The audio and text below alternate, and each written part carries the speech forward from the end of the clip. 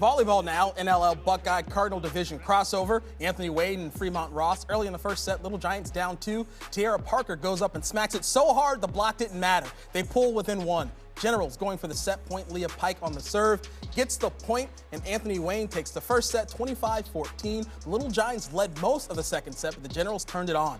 Mallory Pike sends a laser for the kill and the lead. Set 2 goes to A-Dub, 25-23. Now to the third set. Generals a few points from the finish line. Mallory Pike isn't just a spike machine, she can block too.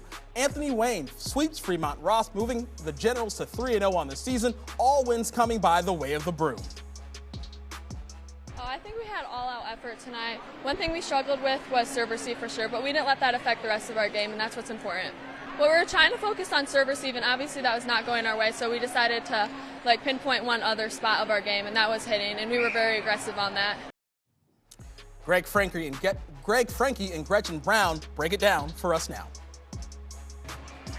In the second set especially, Fremont Ross gave Anthony Wayne a real challenge, but when the Generals were pushed, they showed that they were equal to it. Absolutely. They just rode the course out, and that's what good teams do. When you know that you can just ride the course and it'll fall into place, that's what happened for the Generals tonight.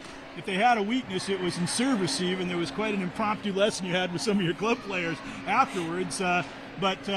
Aside from that, they were really effective, and especially setting up going on to the attack. Well, the key is when you can control first ball contact and put that ball inside the 10-foot line for your setters, the offense just naturally will fall into a rhythm.